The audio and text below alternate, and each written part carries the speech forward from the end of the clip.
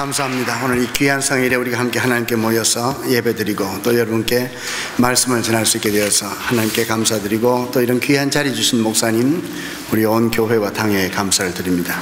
목사님 말씀해 주신 것처럼 하늘의 신령한 복을 누리자 하는 제목으로 제가 말씀을 전가하는데, 오늘 마지막 시간에 저는 여러분과 함께 우리 몬트리올 한인연합교회가 지향하고 우리 교회가 꿈꾸고 나아갈 방향을 함께 생각해 보려고 합니다. 교회를 설명할 때 요한 켈빈, 종교개혁자 켈빈은 기독교 강요에서 교회를 이렇게 설명합니다. 교회는 하나님 아버지의 자녀들을 양육하는 어머니라, 이렇게 표현했습니다. 여러분 자세히 한번 들어보시길 바랍니다. 교회는 하나님 아버지의 자녀들을 양육하는 어머니라. 여기에 아버지라는 표현도 들어있고 어머니라는 표현도 들어있습니다. 교회의 부성적인 모습 그리고 모성적인 모습을 모두 담고 있는 말씀입니다. 하나님의 자녀들, 하나님 아버지의 자녀들을 양육하는 어머니가 바로 교회입니다. 그리고 우리는 교회를 이야기할 때 교회에 5가지의 사명이 있다고 그렇게 배웠습니다. 여러분 다 아시는 5가지의 사명 한번 생각해 보실까요? 교회는 첫째, 예배하는 공동체입니다. 케류그마라고 하는 말씀 선포가 있는 곳입니다. 두 번째, 교회의 사명이 뭘까요? 교육입니다. 교육, 디다케라고 합니다. 그리고 또 교회의 사명을 주셨는데, 교회는 선교하는 공동체입니다. 누군가 봉사라고 말씀하셨습니다. 맞습니다. 교회는 봉사하는 곳입니다. 선교하는 공동체, 그 다음 봉사는 디아코니아라고 그렇게 이야기합니다. 그래서 집사들이라고 하는 직분의 이름이 디아코노스, 디컨이라고 하는 것이 디아코노스, 봉사하는 직분이라는 뜻입니다. 그리고 마지막으로 교회는 코이노니아, 친교하는 공동체입니다. 여러분 다시 한번 생각해 보십시다. 교회에 5가지 기능, 사명을 주셨는데, 첫째는 예배하는 공동체입니다. 두 번째는요, 교육입니다. 세 번째는 선교 혹은 전도라고 말할 수 있습니다. 네 번째는 뭐라고요? 디아코니아, 봉사. 그리고 마지막 5번째, 다 나왔습니까? 5번째는 친교입니다. 코이노니아, 아름다운 공동체가 있는, 사랑의 나눔이 있는 것이 바로 교회입니다. 그래서 이 5가지의 기능이 모두 건강해야 그 교회가 건강한 교회다, 그렇게 말할 수 있습니다. 저는 오늘 그 가운데서 2가지의 기능을 여러분께 말씀드리려고 합니다. 이 5가지 어느 것 하나도 소홀히 할 수가 없습니다. 교회의 가장 중심이 되는 것은 예배입니다. 그래서 오늘 우리가 이 자리에 나와서 지금 예배를 드리는 것입니다. 그러나 오늘 저는 여러분들에게 이 5가지 기능 가운데서 교육과 선교, 선교와 교육이라고 하는 2가지를 생각해 보려고 합니다. 오늘 우리에게 봉독해 주신 성경 말씀, 구약의 말씀, 창세기 48장 말씀이었습니다. 여러분 어떤 내용이었습니까? 너무나 쉽고 이해하기 좋은 내용입니다. 이스라엘 야곱이 요셉을 만났습니다. 그리고 요셉에게 이들은 누구냐 물었습니다. 요셉이 저 아들입니다. 이스라엘이 할아버지가 그 자녀들을 나에게 데리고 오느라 므낫세와 에브라임을 불러서 그들에게 축복해 주시는 장면입니다. 저는 이 자리에 계시는 장로님, 권사님, 연세 드신 집사님 모든 분들께 부탁드립니다. 여러분 직업의 일선에서, 삶의 현장 속에서 일선에서 이제 은퇴하셨습니다. 여러분 하셔야 되는 가장 소중한 사명이 지금 남아 있습니다. 무슨 일입니까? 여러분 자녀 손들을 축복하는 일입니다. 자녀 손들을 축복할 수 있는 권한을 하나님께서 여러분들에게 주셨습니다. 여러분 그 축복권을 마음껏 사용하시길 바랍니다. 여러분 자녀들 신앙 안에서 하나님의 일꾼으로 훌륭하게 양육하셨습니까? 참 귀한 일 하셨습니다. 그러나 여러분 너무나 바쁘게 사는 동안 우리 자녀들의 신앙 문제를 소홀히 해서 지금 우리 자녀들이 교회에 출석하지 않고 주님의 몸된 교회에 열심을 내지 않는다고 한다면, 여러분 지금 여러분들이 하셔야 되는 마지막 사명은 눈물을 흘리면서 그들을 위해서 기도하고 그들이 다시 주님의 품으로 돌아오도록 하는 일 하셔야 됩니다. 어떻게 하실 수 있을까요? 여러분 수단과 방법을 가리지 않고 여러분의 솔직한 마음을, 내가 너희들을 잘 키우기 위해서 세상적인 방법으로는 노력했지만 내가 신앙교육에 소홀했던 것을 지금 뉘우친다, 여러분 그렇게 고백하시길 바랍니다. 그리고 그 자녀들을 위해서, 그 자녀 손들을 위해서 눈물 흘리며 기도하시길 바랍니다. 하나님께서 여러분들의 자녀들의 마음과 생각을 움직여 주시고 그 자녀들을 믿음의 아들과 딸들로 다시 불러주실 것입니다. 여러분, 그것뿐만 아니라 그 자녀들의 손주들을 위해서 축복하며 기도하시길 바랍니다.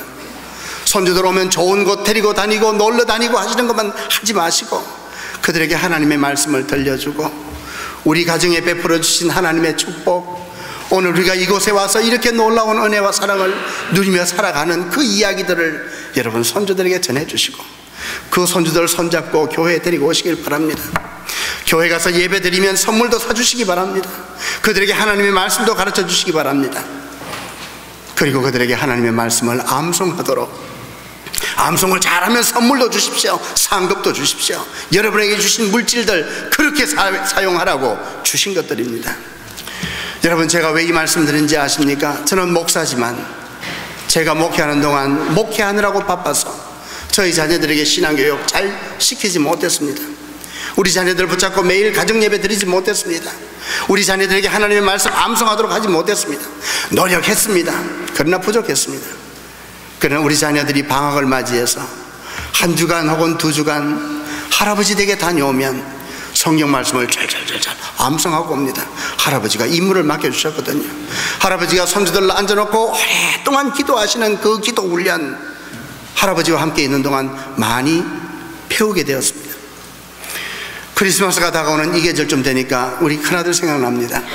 이제 그저 초등학교 때 한글을 그저 읽을 수 있을 그때에 방학 일주일 할아버지 할머니 댁에 다녀오더니만은 여러분 마리아의 찬가를 다 외우더라고요. 할아버지가 임무를 맡겨주신 것입니다.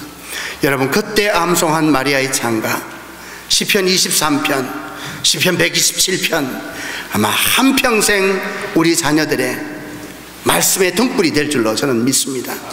그런 일들을 감당해 주시는 것, 그리고 그 자녀 손들을 위해서 마음껏 축복하시는 일들, 여러분 부모님들이, 할아버지 할머니들이 하셔야 될 일입니다. 그래서 제가 어제 아침에 선택한 본문 말씀은 신명기 6장 4절로부터 9절의 말씀이었습니다. 제가 여러분들께 그렇게 부탁드렸습니다. 신명기 6장 4절로부터 9절 말씀을 다 암송하시면 좋겠습니다. 여러분 다 암송하시게 되기를 바랍니다. 그러나 지금 다 암송하지 못하시면 신명기 6장 4절로 9절이라고 하는 그 장절만이라도 여러분 기억하시기를 바랍니다. 제가 그 말씀 무엇이라고 말씀드렸습니까? 쉐마의 말씀입니다.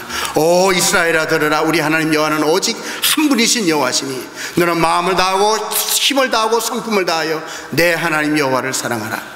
내가 오늘날 내가 네게 명하는 이 말씀을 너는 마음판에 새기며, 그리고 자녀들에게 가르칠 때 어떻게 가르치라고 그랬습니까? 너는 자녀들에게 부지런히 가르치며, 여러분 하나님의 말씀을 부지런히 가르치라고 하는 사명을 우리 부모님들에게 주셨습니다. 집에 앉았을 때나 길에 행할 때나 누웠을 때든지 일어날 때든지 너는 그 말씀을 강론할 것이며 내 손목에 메어 기호를 삼으며 내 이마에 붙여 표를 삼고 내 집 문설주와 바깥문에 기록할지니라. 여러분 이 말씀은 이스라엘 백성들이 아이들이 말을 배우기 시작할 때부터 암송하게 하는 말씀입니다. 마치 우리 한국 사람들이 요한복음 3장 16절을 우리 자녀들에게 암송하게 하듯이 이스라엘 백성들은 이 말씀을 언어를 배우기 시작할 때부터 가르쳐 주어서 매일 하루를 시작할 때 이 말씀을 암송하면서 시작합니다.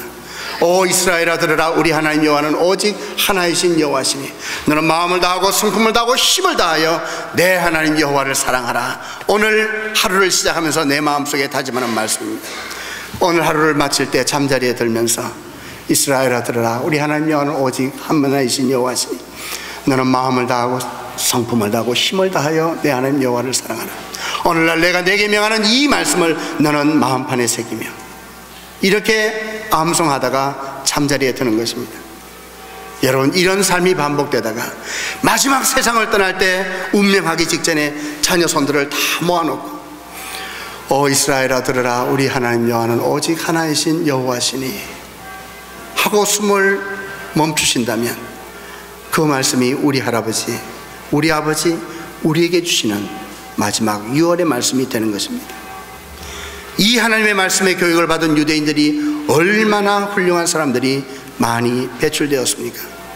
저는 그런 축복을 우리 몬트리올 한인연합교회 모든 교우들의 가정가정마다 누리게 되시기를 바랍니다. 여러분, 사실 우리는 신앙교육을 교회에 보내면, 교회 주일학교에 보내면 다 된다고 생각했습니다. 아닙니다. 여러분, 신앙교육의 가장 원초적인 책임은 부모님들에게 자녀들을 양육하라고 주신 사명입니다. 여러분, 마가복음 12장 29절 이하에 보면 이스라엘의 서기관 가운데 한 사람이 예수님께 찾아옵니다. 예수님이 너무나 대답을 잘하시는 것을 보고 예수님께 묻습니다. 예수님께 여자와 가로되 모든 계명 중에 첫째 되는 계명이 무엇입니까? 예수님께 물었더니 예수님께서 대답하시기를, 여러분 뭐라고 대답하셨습니까? 신명기 6장 4절로부터 9절까지 말씀으로 대답해 주셨습니다. 첫째는 이것이라, 이스라엘아 들으라. 곧 우리 하나님은 유일한 주시라. 내 마음을 다하고 목숨을 다하고 뜻을 다하고 힘을 다하여 주 너의 하나님을 사랑하라. 그리고 둘째는 이것이니 내 이웃을 내 몸과 같이 사랑하라. 이에서 더 큰 계명이 없느니라. 우리가 너무나 잘 아는 말씀입니다. 여러분, 예수님께서 성경 전체를 요약해 주셨는데 두 마디로 요약해 주셨습니다. 이스라엘아 들으라. 우리 하나님 여호와는 오직 한 분이신 여호와시니 너는 마음을 다하고 성품을 다하고 힘을 다하여. 신명기 6장 4절로부터 9절까지 말씀과 그리고 내 이웃을 내 몸과 같이 사랑하라는 말씀으로 요약해 주셨습니다. 먼저 우리 교회가 관심을 가져야 할 것은 교육입니다. 저는 어제 새벽 그리고 오늘 일부 예배에서 우리 교회가 하나님의 일꾼들을 양육하는, 가정에서 우리 자녀들을, 그리고 이곳에서 하나님의 자녀들을 양육하는 교회가 되기를 바란다고 그렇게 설교를 했습니다. 제가 설교할 필요가 없는 것을 이 자리에서 느꼈습니다. 오늘 집사님 우리 자녀들에게 장학금을 이제 전달하는 이 모습을 보면서 가슴 뭉클한 감동을 받습니다. 여러분, 저는 제가 서울에서 대학 다닐 때 제가 말씀드렸습니다. 우리 아버지는 중소도시의 작은 교회 목사님이셨습니다. 저희 어머니 초등학교 선생님으로 저희들을 양육하셨습니다. 서울의 3형제가 이제 다 대학을 다니는데 어머니 아버지 힘쓰셔도 저희들 공락금 내기가 힘드셨습니다. 제가 섬기는 교회가 있었습니다. 그 교회는 장학 제도가 있었습니다, 그 당시에. 그래서 장학생을 선발하는데 저는 그 교회 장학금을 받을 수 있으면 내가 어머니 아버지께 조금이라도 경제적인 부담을 덜 드릴 수 있을 텐데 장학금을 신청하고 장학위원회가 저를 선택해 주기를 가슴 조마조마하게 기대했던 기억이 납니다. 9명이 신청했는데 오늘 5명밖에 장학금을 우리가 전달하지 못했습니다. 아마 빠진 분들 계시죠? 여러분 힘을 내십시오. 그러나 우리 교회가 언젠가는 더 큰 장학기금을 가지고 모든 우리 신청자들에게 넉넉히 주고도 남는 그런 날이 오게 되기를 바랍니다. 이 주일에 제가 주보를 보면서 내 이름이 광고에 장학생으로 나와 있는가 나와 있지 않는가 가슴 졸이면서 본 적이 있습니다. 여러분, 저는 그 교회 장학금을 받고 신학 공부를 하게 되었습니다. 여러분, 저는 그 교회 저를 장학생으로 뽑아주신 그 집사님, 그 권사님들을 우리 교회 장로님으로 모시고 담임 목회를 했던 사람입니다. 그분들을 섬기는 그 교회 제가 담임 목사가 되었던 사람입니다. 여러분, 저는 이렇게 말씀드렸습니다. 오늘 제가 준비하지 않은 말씀이지만 여러분께 드리겠습니다. 여러분, 교회는 가정과 같고 가정은 교회 같아야 됩니다. 가정 같은 교회, 사랑이 넘치는 교회, 교회 같은 가정, 여러분의 가정들이 되시기를 바랍니다. 여러분, 그렇게 되려면 어떻게 돼야 되겠습니까? 여러분, 가정 경제를 운영하시는, 여러분 가정에서 자녀들의 교육비와 우리 생활비를 나누어 쓰시는 우리 부모님들, 주부님들 한번 생각해 보십시오. 우리 가정 경제의 몇 %를 우리 자녀들의 교육비에 사용합니까? 가정들마다 다르지만 적어도 30% 이상, 부모님의 수입의 30% 이상은 자녀 교육비로 지출됩니다. 요즘 한국에는 기러기 부모들이 많이 계시기 때문에 아버지의 수입의 80%를 자녀 교육비로 보내는 그런 가정들도 있습니다. 비정상적인 가정입니다. 그러나 정상적인 가정은 수입의 30% 이상 40%를 자녀 교육에 투여합니다. 장로님 그렇지 않습니까? 우리 자녀들 기르실 때 그러지 않으셨습니까? 권사님, 집사님들, 여러분, 이 퍼센티지를 교회에 적용한다면 오늘 우리 교회 1년 예산, 저는 모릅니다. 우리 교회 1년 예산의 30%를 교육부에 여러분 할애하는 교회가 되실 수 있게 되기를 바랍니다. 굉장히 많은 교육부의 예산일 것입니다. 교육을 위해서 그만한 예산을 교회가 할당하고 교회가 과감히 투자한다면 아마 우리 교회는 청소년들로 가득 찬 교회가 될 것입니다. 저는 그런 교회가 되고 싶었습니다.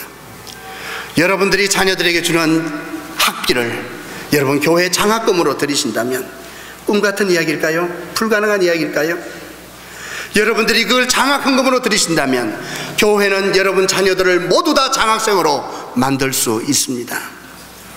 여러분 집안이 가난해서 장학금을 받으면 자존심이 상합니다. 부끄러워집니다. 그러나 그렇지 않습니다. 집안이 가난해서 받기도 하지만 실력이 좋아서 받는 학생을 거기에 함께 장학생에 뽑아준다면 가정은 윤택합니다. 그러나 너무너무 훌륭한 실력 있는 인재이기 때문에 우리 교회가 장학금을 준다면 거기에 장학금을 받는 모든 사람들은 자신감을 갖게 됩니다. 자부심을 갖게 됩니다. 우리 교회의 모든 학생들을 다 장학생으로 만들 수 있습니다. 우리 교회에 출석하는 봉사하는 헌신적인 젊은이들이 여기 있는 훌륭한 대학들이 많이 있다고 들었습니다. 그 대학에 들어오는 그 학생들이 우리 교회에서 충실하게 열심히 봉사하고 섬기면 그들에게도 다 장학금을 줍니다. 그러면 우리 교회에 얼마나 많은 젊은 인재들이 몰려들겠습니까? 나는 그런 교회 되시기를 바랍니다. 여러분, 우리 자녀들을 하나님의 말씀 안에서 키우는 것 우리 부모님들에게 주신 사명입니다. 우리 부모님들을 가정의 제사장으로 불러주셨습니다. 여러분, 제사장이 목사들만 제사장이 아닙니다. 가정의 제사장은 아버지들입니다. 아버지들에게 축복권을 주셨습니다. 자녀들의 머리에 손을 얹고 축복하는 권한을 주셨습니다. 야곱이 요셉의 자녀들에게, 심지어는 야곱은 난민이었지만 바로 앞에 가서 바로를 향하여 방복하고 축복하는 권한을 이스라엘 야곱에게 주신 것입니다. 여러분, 이 축복권을 회복하게 되시기를 바랍니다. 이 축복권을 사용하시려면 우리 부모님들의 삶이, 부모님들의 신앙생활이 모범이 되셔야 합니다. 그리고 축복할 때에 하나님께서는 하늘의 문을 여시고 여러분들의 자녀 손들을 축복해 주실 것입니다. 저는 우리 몬트리올 한인연합교회가 EM과 KM이 조화를 이루면서 성장하는 모습을 보게 되어서 너무나 기쁩니다. 여러분, 이런 교회가 많지 않습니다. 청소년들이, 청년들이 교회에 이렇게 많이 모이는 교회 지금 많지 않습니다. 앞으로 이 본당 건물뿐만 아니라 옆에 있는 교육관 부속 건물에, 교육관 안에 있는 모든 건물들이 복원되고 정리되고 그곳에서 청년들, 청소년들, 대학생들이 예배를 드리고 활동을 하고 소그룹 모임을 하고 성경 공부를 하는 그런 장소로 활용되게 되기를 바랍니다. 방마다 교회 학교 학생들이 가득 차서 활기가 넘치는 교회가 되시기를 바랍니다. 여러분, 오늘 장학금 받는 학생들을 보면서 기뻐하며 축하해주는 우리 동료들을 보십시오. 저는 이 교회야말로 살아있는 교회입니다. 하나님의 놀라운 영이 역사하는 교회입니다. 성령의 능력 안에 있는 교회가 되시기를 바랍니다. 그러나 건물만 있다고, 집만 있다고 그렇게 되는 것 아닙니다. 하드웨어가 만들어지면 거기 안에 내용을 채워야 합니다. 좋은 소프트웨어가 거기에 포함되어 있어야 합니다. 가정에서 신앙교육을 받은 자녀들이 교회에 와서 자연스럽게 봉사하고 섬기는 것은 당연한 일입니다. 부모님들과 자녀들이 함께 신앙의 체질로 변해가는 그런 교회가 되시기를 바랍니다. 캐나다 땅에서 가장 먼저 세워진 교회, 오늘 주보에 보니까 46년이 되셨더군요. 이제 신인을 바라보는 교회입니다. 여러분, 이런 교회답게 우리는 이 믿음의 전통을 계승해 가야 합니다. 뿐만 아니라 1911년 이 교회를 처음 세웠을 때, 그때부터 지금 우리가 여기 있기까지 이 교회를 위해서 눈물로 씨를 뿌린 믿음의 조상들이 계셨음을 기억하게 되시기를 바랍니다. 그들의 헌신과 수고로 오늘 우리가 여기 있고 이 아름다운 성전에서 예배를 드리며 신앙을 키워가는 것입니다. 그렇기 때문에 우리에게도 책임이 있습니다. 이 놀라운 축복을 우리 세대에서 멈추지 않고 우리 자녀들 세대로까지 흘려 보내주는 일입니다. 다음 세대에 대한 책임이 우리에게 주어졌습니다. 혹 이 자리에 할아버지, 아버지, 그리고 그 자녀들까지 3대가 함께 예배드리는 가정도 계실 것입니다. 그 가정은 축복된 가정입니다. 그 가정에 주신 하나님의 놀라운 축복입니다. 오늘같이 혼란한 세상 속에서 이 세상의 많은 사람들 가운데 우리가 크리스찬으로 살아가는 삶의 모습을 보여주는 것만으로도, 우리가 올바른 교육 철학을 가지고 훌륭하게 우리 자녀들을 키워내는 것만으로도 세상의 본이 되는 세대가 되었습니다. 여기에 있는 우리 자녀들에게 부탁합니다. 여러분들이 하나님의 말씀 안에서 잘 자라주는 것, 그리고 하나님께 영광을 돌리는 것, 여러분들이 훌륭하게 성장하는 것, 그것이 바로 하나님께 영광을 돌리는 일입니다. 여러분, 하나님 말씀 안에서 훌륭한 신앙인으로 성장해 주시기를 바랍니다. 두 번째 본문은 신약의 말씀입니다. 신약 성경의 핵심이라고 말씀드릴 수 있습니다. 9절 말씀 한번 함께 다시 찾아보십시다. 사도행전 1장 9절, 부활하신 예수님께서 이 땅에 계시면서 마지막으로 우리에게 주신 유언의 말씀입니다. 지상 명령입니다. 성령이 너에게 임하시면 너희가 권능을 받고 예루살렘과 온 유대와 사마리아와 땅끝까지 이르러 내 증인이 되리라. 사실 제자들의 관심은 그때까지도, 예수님의 골고다, 예수님의 십자가 지시는 그 순간까지도 제자들은 다른 생각을 하고 있었던 사람인 것을 오늘 우리는 이 본문을 통해서 확인할 수 있습니다. 여러분, 제자들이 예수님께서 과연 무엇을 하셨는지 너무너무 궁금했습니다. 참다가 마지 못해서 오늘 예수님께 질문 던지는 것이 오늘 본문의 시작입니다. 여러분, 사도행전 1장 6절을 보시길 바랍니다. 6절이 어떻게 시작됩니까? 제자들이 저희가 모였을 때 예수께 여짜와 가로되 이스라엘 나라를 회복하심이 이때니까. 여러분, 왜 이 질문이 나왔습니까? 이스라엘 나라를 회복하시는 것이 지금입니까? 예수님이 십자가를 지시고 골고다에서 십자가에서 처참하게 죽어가는 모습을 봤습니다. 예수님 부활하셨습니다. 부활하신 모습을 몇 번이나 나타내 보이셨습니다. 너무나 궁금했습니다. 기다렸습니다. 그러나 말씀하지 않으셨습니다. 이제는 제자들이 도저히 참지 못하고 폭발해버린 것입니다. 저희가 모였을 때 예수님께 여짜와 가로되 이스라엘 나라를 회복하심이 이때니까. 여러분, 제자들은 예수님을 정치적인 메시아로, 해방자로 생각했었습니다.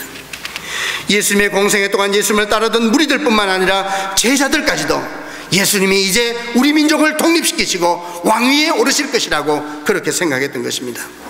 여러분, 성경에 보게 되면 마태, 마가, 누가, 요한복음, 소위 사복음서에 똑같이 기록되어 있는 예수님의 행적들이 많지 않습니다. 그 가운데 여러분, 오병이어의 기적, 떡 5개와 물고기 2마리로 5,000명을 먹이신 놀라운 기적은 마태, 마가, 누가, 요한복음에 똑같이 기록되어 있는 예수님의 행적입니다. 여러분, 그때 제자들이 뭐라고 그랬습니까? 예수님께서 하신 일을 보고 너무너무 놀랐을 것입니다. 그때 여러분, 사람들은 예수님이 행하신 이 표적을 보고 이는 참으로 세상에 오실 그 선지자라 하였고 예수님을 억지로 자기의 임금으로 삼으려고 했다고 요한복음 6장 14절 15절에서 기록하고 있습니다. 그 본문 말씀 바로 다음에 예수님의 반응이 나옵니다. 그래서 예수님께서는 그들의 마음을 아시고 이 예수를 우리의 왕으로 옹립하면, 이분이 우리의 왕이 되시면, 정치적인 메시아가 되면 우리 민족의 먹고 사는 문제가 모두 해결될 것이라고 생각했습니다. 그래서 이분을 왕으로 옹립하려고 하는 그들의 마음을 아시고 예수님께서는 조용히 산으로 혼자 떠나가셨습니다. 여러분, 여기에서 제자들의 생각과 예수님이 너무나 달랐던 것을 알 수 있습니다. 예수님께서 3번이나 자기가 십자가를 지고 죽어야 될 것을 예고하신 적이 있습니다. 여러분, 3번째 예고하셨을 때, 3번째 예고하신 다음 바로 일어난 사건이 있습니다. 무슨 사건입니까? 요한과 야고보의 어머니 두 아들을 조용히 데리고 와서 예수님께 간구합니다. 주님께서 왕위에 오르실 때 우리 하나들은 주님의 오른편에, 하나들은 주님의 왼편에 앉게 해주시옵소서. 당신이 영광을 받으실 때 하나들은 국무총리로, 하나들은 장관이 되게 해주시옵소서. 청탁하는 장면입니다. 여러분, 그 이야기를 듣는 예수님의 마음이 얼마나 아프셨겠습니까? 예수님을 해방자로, 정치적인 메시아로 생각했고, 그런데 이분이 십자가에 달려 처참하게 죽는 모습을 제자들이 보았습니다. 얼마나 좌절했겠습니까? 얼마나 실망이 컸겠습니까? 그러나 그분이 다시 살아나셨습니다. 예수님이 살아나신 것을 보고 제자들은 흥분하기 시작했습니다. 이제야말로 이분이 이스라엘을 회복하시고 임금이 되실 때라고 생각했을 것입니다. 예수님께서는 부활하신 다음 40일 제자들과 함께 계시면서 11차례나 제자들에게 나타나 보이셨습니다. 그때마다 자기가 분명히 누구인지를 정확하게 말씀하지 않으셨습니다. 은유적으로 말씀하셨습니다. 참다 못한 제자들이 오늘 예수님께 묻습니다. 오늘 본문 말씀입니다. 예수님, 이스라엘 나라를 회복하심이 이때니까? 아수르의 BC 721년, 바벨론의 BC 586년, 그 이후에 페르시아로, 그 이후에 로마의 식민지로, 이 민족의 가장 큰 꿈은 독립이었습니다. 그리고 당신이 대권을 잡으시는 그날 우리도 한 자리씩 할 것이 분명했기 때문입니다. 얼마나 묻고 싶은 질문이었습니까? 이제는 도저히 참을 수가 없습니다. 조심조심 예수님께 다가가서 묻습니다. 주님, 이스라엘 나라를 회복하실 때가 이때니까? 예수님의 대답이 무엇이었습니까? 그것은 너희가 알 바가 아니요 오직 성령이 너희에게 임하시면 너희가 권능을 받고 예루살렘과 온 유대와 사마리아와 땅끝까지 이르러 내 증인이 되리라. 여러분, 여기 증인이라고 하는 말은 헬라 말로 말티스, 말트리아라고 하는 말인데 순교자라고 하는 말이 여기에서 나왔습니다. 이제 성령이 너희에게 임하시면 너희가 권능을 받고 온 예루살렘과 유대와 사마리아와 땅끝까지 이르러 너희는 순교자가 되어야 하리라. 너희는 죽음을 각오해야 하리라. 여러분, 이 말씀으로 예수님께서 대답해 주신 것입니다. 부활하신 예수님의 마지막 유언의 말씀, 선교와 전도의 말씀입니다. 저는 두 번째 우리 교회에게 주신 사명, 선교라고 생각합니다. 저는 우리 교회가 주님께서 주신 이 말씀의 교훈을 따라서 교육과 선교, 봉사에 앞장서는 교회가 되시기를 간절히 바랍니다. 우리 한국교회는 지금 자기들만 살피고 교회가 자기들의 유익만 추구하는 그런 공동체로 전락해 버렸습니다. 예수님은 이 땅에 오실 때 다른 사람을 위한 존재로, 타자를 위한 존재로 오셨습니다. 여러분, 세상의 첫 선교사가 누군지 아십니까? 예수님이십니다. 하늘나라 보좌를 버리시고 이 세상으로 내려오신 분이, 이 세상으로 보냄받은 분이 예수님이십니다. 우리 선교사의 모델은 예수님이십니다. 첫 번째 선교사는, 미셔너리는 예수님이셨습니다. 여러분, 그 모습을 잊어버리고 우리 교회가 지금 얼마나 이기적인 공동체가 되어서 사회의 지탄을 받고 있습니까? 저는 여러분들께 여쭙습니다. 여러분, 우리 교회에 대한 이 지역 사회의 평판은 어떻습니까? 지난 46년 동안 우리가 이 지역에서, 이 구역에서, 이 나라에서 얼마나 소문난 교회입니까? 우리의 오랜 역사가 한인 이민자들에게 이민 역사에서 얼마나 자랑스러운 역사를 공유하고 있습니까? 몬트리올에서 한국을 대표하는 기관이 우리 교회입니까? 우리 교회는 가장 오래된 교회입니다. 몬트리올, 그리고 우리 한인 이민 역사를 이야기할 때 우리 교회가 자랑스러운 한 부분을 차지해야 할 것입니다. 한국을 대표하는 이민 역사의 가장 자랑스러운 이야기, 아름다운 미담이 우리 교회에 있어야 할 것입니다. 이 지역의 기관장이 부임하면 제일 먼저 우리 교회를 방문하고 우리 교회에서 예배를 드리고 우리 교회 교우들께 인사를 드리는 그런 교회가 되어야 할 것입니다. 그래서 그 기관장, 공관장이 제일 먼저 참석하고 싶은 교회, 부임하기 이전에 이미 몬트리올에 가게 되면 몬트리올 한인연합교회가 있다는 이야기를 듣고 제일 먼저 여러분을 찾아와서 인사하는 그런 전통이 세워지게 되기를 바랍니다.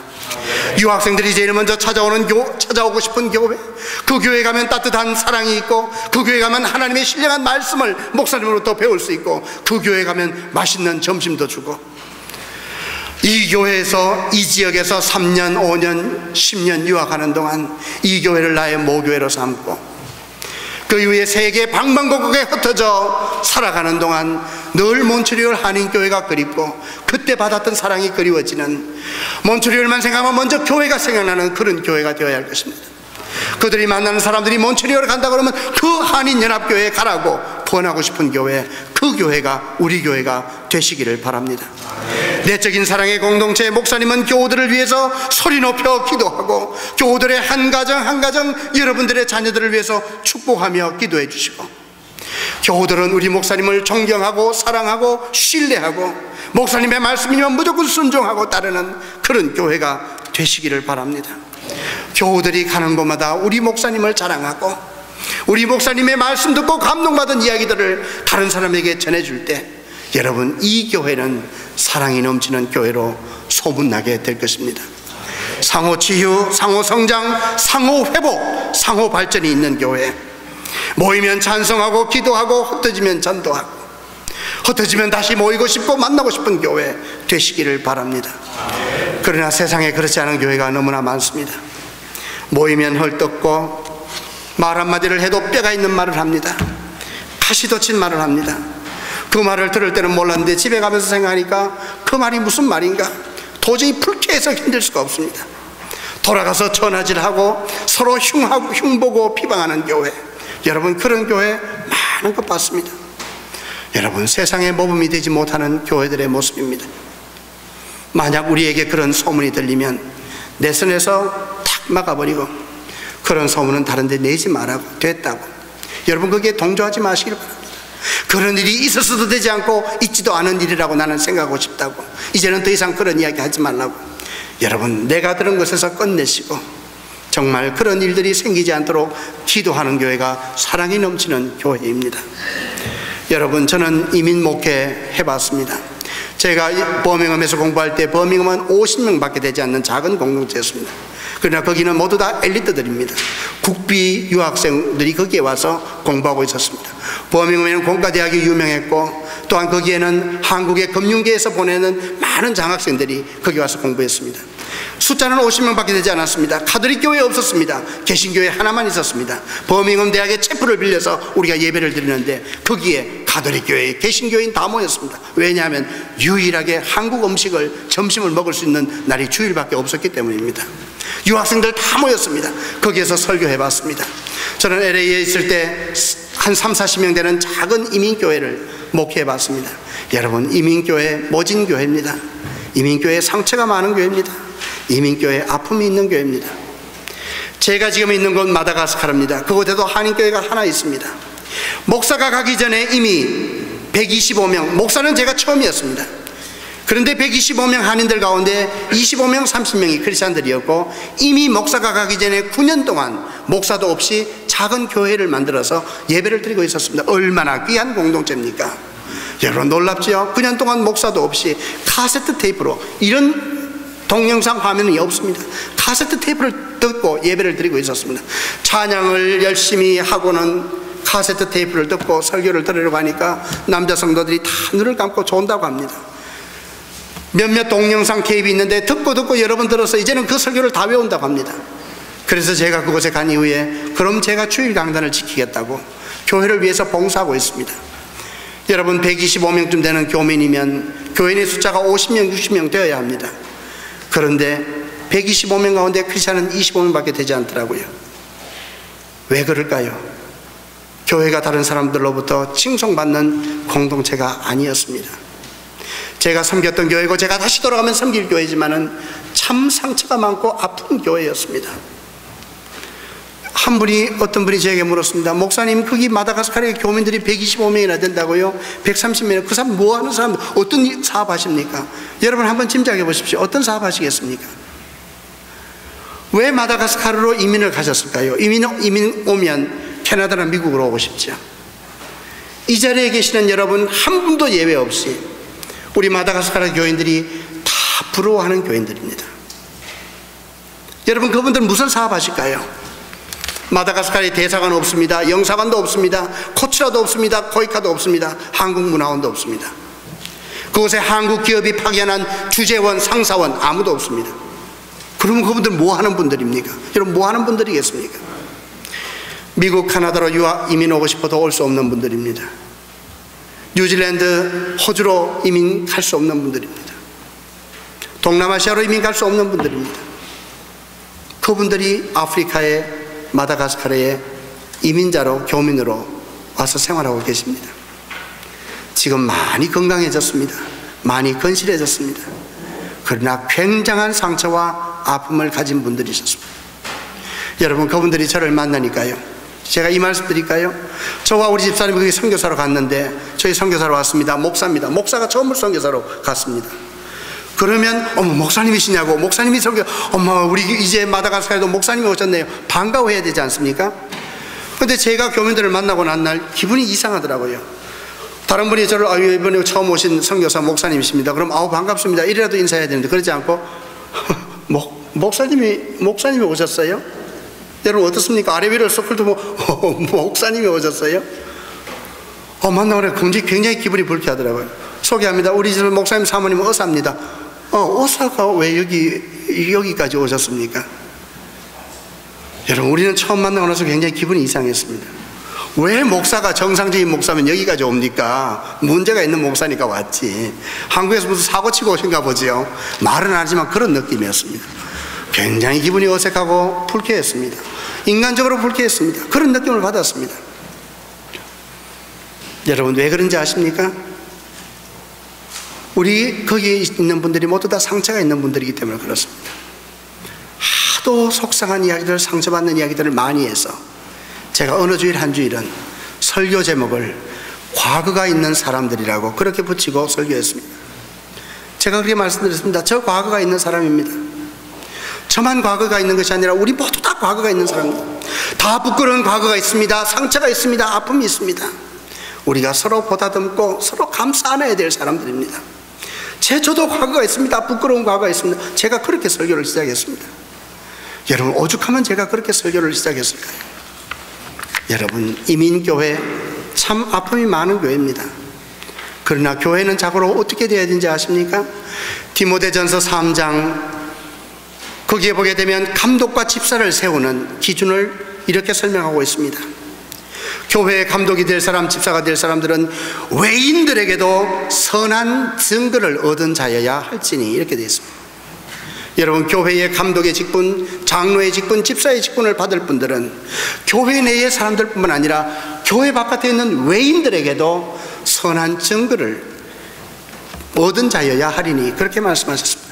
사도행전 6장에 보게 되면 초대교회 7 집사를 세우는 장면이 나옵니다. 거기에 7 집사의 자격을 이렇게 말합니다. 형제들아 너희 가운데 성령과 지혜가 충만하여 칭찬받는 사람 7을 세우라 그렇게 말씀하셨습니다. 많은 사람들에게 칭찬받는 사람 7을 세우라 그렇게 말씀하셨습니다. 사도행전 2장에 보게 되면 성도의 공동생활에 대한 이야기가 나옵니다. 초대교회 성도들이 네 것 내 것 없이 물건을 함께 공유하는 그런 아름다운 모습이 나옵니다. 사도행전 2장 46절에 보게 되면 날마다 마음을 같이하여 성전에 모이기를 힘쓰니 집에서 떡을 떼며 기쁨과 순전한 마음으로 음식을 나누며 하나님을 찬양하니 그리고 온 백성들의 칭송을 받으니 여러분 교회는 어떤 교회여야 되는지 아십니까? 모든 사람들의 칭송받는 칭찬받는 그런 교회가 되니 여러분 47절 하반절에 주께서 구원받는 사람의 수를 날마다 더하시더라. 여러분 교회가 부흥하는 비결이 여기 있습니다. 우리가 모두 모든 사람들의 칭송받는 사람들이 된다면 날마다 구원받는 사람들의 수가 더하더라. 여러분 우리 교회 이런 교회 되기를 바랍니다. 우리가 이렇게 노력한다는 것이 중요하지 않습니다. 우리가 노력하면 세상 사람들이 다 그렇게 인정해 주는 것입니다. 어느 날 늦은 밤 한 세일즈맨이 자동차를 급히 몰고 어느 시골 호텔 앞에 왔습니다. 호텔 프론트 데스크에 가서 방이 있느냐고 물었습니다. 호텔 직원은 정중하게 오늘 우리 호텔은 빈 방이 없습니다 대답했습니다. 벌써 여러 개의 호텔을 다니면서 퇴짜를 맞았기 때문에 이제는 다른 곳을 찾을 힘도 없습니다. 이 사람은 실망과 낙심으로 하루 종일 뛰어다니다가 피곤함이 한꺼번에 몰려왔습니다. 쓰러질 듯이 지친 모습으로 다시 그 호텔을 나가려고 하는데 로비에 앉아있던 어떤 한 점잖은 신사가 그 외판원 곁에 와서 이렇게 말을 붙입니다. 빈 방이 없다고 하니까 실망되시지요? 나는 윌리엄입니다. 나는 이 호텔에 묵고 있습니다. 마침 내 방에 트윈베드 2개가 있으니 불편하시더라도 괜찮으시다면 내 방에 하룻밤을 주무실 수 있을 것입니다. 세상에 이렇게 고마운 분이 어디 있습니까? 외판원이 세상이 달라져 보였습니다. 불편하다니요? 감지덕지하지요. 그러나 이상한 생각이 들었습니다. 아니 이 사람 보기는 점잖해 보이지만 혹시나 모르잖아 야릇한 불안감도 없지 않았습니다. 그래도 할 수 없었습니다. 이분을 따라서 윌리엄이라고 하는 이분을 따라서 그분의 방으로 따라갔습니다. 호텔 방이지만 그 객실에 들어서는 순간 이 사람이 어떤 사람인지를 느낄 수가 있었습니다. 방 안의 책상 위에는 성경이 놓여 있고 그분이 정리해 놓은 자기 옷가지를 보니까 가지는 하고 점잖은 분이 분명합니다. 참 좋은 분인 것을 알 수 있었습니다. 이 사람은 씻고 피곤해서 그냥 잠자리에 들었습니다. 새벽에 눈을 떠서 일어나 보니 그분은 벌써 일어나서 세수를 하고 단정히 앉아 성경을 읽고 있었습니다. 그리고 하는 말이, 나는 크리스찬입니다. 나는 아침마다 성경을 읽고 기도합니다. 선생님도 괜찮으시다면 저와 함께 성경을 읽으시겠습니까? 제가 기도해 드리고 싶습니다.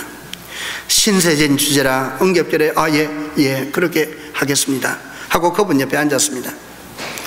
호텔에 있는 성경을 찾아서 같이 말씀을 읽고 기도하는데 이분은 나라를 위해서 기도했습니다.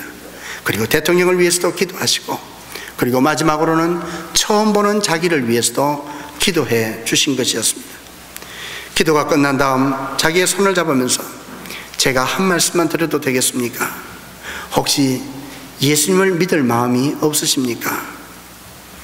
응급결에 그분에게 예 그러겠습니다 이렇게 대답했습니다. 그러니까 이분이 두 손을 콕 잡으면서 이렇게 하면, 이제는 우리는 형제와 자매입니다. 우리는 그리스도 안에서 한 형제가 되는 것입니다. 너무나 순식간에 일어난 일이라 정신이 없었습니다. 그러나 기분이 나빠 보이지가 않았습니다. 세상이 달라 보입니다. 세상에 이렇게 좋은 사람들도 있구나. 요즘 같은 이 세대에 어떻게 이런 고마운 분이 있을까? 호텔에서 아침 식사를 하고 식당으로 내려가면서 이분은 정식으로 자기를 소개했습니다. 이 신사는 윌리엄 제닝스 브라이언, 당시 미국의 국무장관이었습니다. 1913년 도산한 장호 선생이 불이익을 당했을 때 한인 유학생의 손을 들어주었던 바로 그분입니다. 여러분, 그날 이후 이 외판원의 삶이 어떻게 되었겠습니까? 이 외판원은 자기가 만난 현직 국무장관, 그분을 만난 감격과 그분에게 전도받았다는 자부심으로 한평생 살게 되었을 것입니다. 저는 오늘 이 자리에 계시는 여러분 한 분 한 분을 뵈니 여러분 모두 다 이런 분들이 되실 수 있는 분들이십니다. 여러분들이 지금 여러분들의 그 외모로, 그 복장으로 길거리를 가는 누구에게 말을 걸어도 여러분들을 의심하지 않을 것입니다. 여러분들이 하시는 말씀을 그분들이 다 청정하실 만한 신뢰가 가고 믿음이 가는 분들입니다. 여러분 가운데 나는 미국의 국무장관이 아니라고 그렇게 거부하실 분이 계실지 모르겠습니다. 아닙니다. 여러분, 여러분이 계시는 여러분의 삶의 현장 속에서 여러분이 만나는 사람들에게 그리스도의 사랑을 전해주시기를 바랍니다. 학교 강단에서 아이들을 가르치는 선생님들 계십니까? 여러분에게 다가오는 아이들 하나하나에게 그리스도의 사랑으로 그들을 대하고 그들에게 그리스도의 사랑을 전해주시기를 바랍니다. 매일매일 가게에서 손님을 맞이하는 분 계십니까? 여러분에게 오시는 손님 한 분 한 분을 그리스도를 대하듯이 대해 주시기를 바랍니다. 힘들고 지치고 짜증스러울 때도 있을 것입니다. 그러나 미소를 띠고 그분들에게 다가가십시오. 이미 그분들은 여러분들이 크리스찬이라고 하는 것을 알고 계십니다. 혹 여러분 가운데 한 손님 오면 나와 가장 가까이서 30분 이상 얼굴을 맞대고 있어야 될 분이 계십니까? 여기에 메디컬 닥터가 계십니까? 환자가 여러분을 찾아오면 여러분들이 상담하실 때 여러분의 손 한 번 잡아주는 여러분의 말씀 한마디가 그들의 마음을 감동시킬 것입니다. 그들에게 많은 위로를 주실 것입니다. 여러분, 저는 골로새서 3장 말씀을 참 좋아합니다. 골로새서 3장 22절 이하에 종들아 모든 일을 육신의 상전에게 하듯이 하지 말고 여러분은 하나님을 기쁘시게 하는 자들이라고 하는 말씀, 여러분 골로새서 3장 22절 이하의 말씀을 22절 23절 말씀을 여러분 꼭 한번 찾아보시기를 바랍니다. 무슨 일을 하든지 여러분은 마음을 다하여 죽게 하듯 하고 사람에게 하듯 하지 마십시오. 여러분, 그 다음 24절 말씀이 중요합니다. 이는 기업의 상을 죽게 받을 줄 알미니, 우리가 모든 일을 사람에게 하듯 하지 않고 주님께 하듯이 하면 그 기업의 상을 주님께로 받을 줄로 아니니 너희는 곧 주 그리스도를 섬기느니라. 여러분, 여기 만인 사제직이 있습니다. 성직자들만 사제가 아닙니다. 여러분들 모두 사제입니다. 여러분들이 만나는 사람들을 주님을 대하듯이 대하면 여러분들이 받을 상은 주께로부터 받을 것이고, 그리고 그것은 그 일을 통해서 주 곧 그리스도를 섬기느니라 이렇게 말씀해 주셨습니다. 저는 오늘 두 가지로 말씀을 마치려고 합니다. 교회에게는 5가지의 사명을 주셨지만 오늘 저는 교육과 선교라고 하는 두 가지를 강조했습니다.